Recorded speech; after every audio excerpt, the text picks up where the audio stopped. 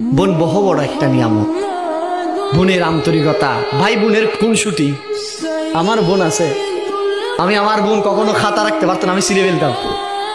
কারণ বোন শ্বশুর বাড়িতে চলে গেছে, কত যে তুই কখন আসবি, এই সেই। ভাই বোনের যে একটা মহাব্বত, আন্তরিকতা যে জিনিসটা, এটা কিন্তু ভাই হিসাবে প্রথম ভাইয়ের দায়িত্ব বোনের এই আন্তরিকতা রক্ষা করা, ঠিক কিনা বলেন? আমি আপনাদের কাছে বলবো, আপনাদের যদি বোন থাকে, বোনকে কখনো অবজ্ঞা করবেন না। বোন এটা আল্লাহর একটা কি নিয়ামত, আল্লাহ কবুল করে নি। আমিন বলেন। कभी कभी तुम्हारी इतनी याद आती है, मन करता है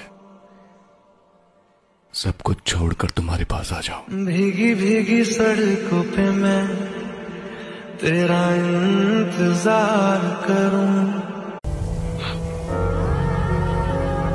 दिमाग सटका हुआ है मेरा, थोड़ा येड़ा हो गया हूं मैं, खुद को ही भूलता जा रहा। खुद को भूल गया तो टेंशन नहीं है, डर लगता है कहीं अपनी मां को ना भूल जाऊं मैं। हो सकता है कल को तुम्हें भी भूल जाऊंगा। देखो, चाहे जो भी हो जाए, कभी मुझे छोड़कर मत जाना मां। नहीं बेटा, तेरे साथ ही रहूंगी, भगवान की कसम, तुझे छोड़कर नहीं जाऊंगी। তুমি আবার জন্ম নিও, আমি তোমার প্রেমে আবার পড়ব। এই পৃথিবীতে যদি তোমার দেখা আমি আর একটি বার পাই, তবে সেইবারও আমি শুধু তোমার প্রেমে পড়ে যাব।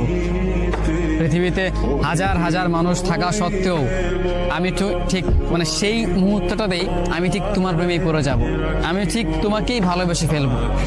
পৃথিবীতে হাজার মানুষ থাকা সত্ত্বেও আমি সেই মানুষগুলোকে নয়, আমি তোমাকেই খুঁজব। যদি আমি কখনো এইটা জানতে পারি, কিংবা যদি কখনো তোমার আমার এই পৃথিবীতে আরেকবার জন্ম হয়, তবে আমি তখনও হয়তো তোমাকেই চাইব। তাহলে বুঝতে পারো আমি কতটা ভালোবাসলে এই কথাটা বলতে পারি। অথচ তুমি চাইলেই আমার এই ভালোবাসার ভাষাটা বুঝতে পারতে, কিন্তু তুমি কিংবা তোমাদের মতো কিছু মানুষ এই ভাষাটা কখনোই বোঝার চেষ্টা করে না।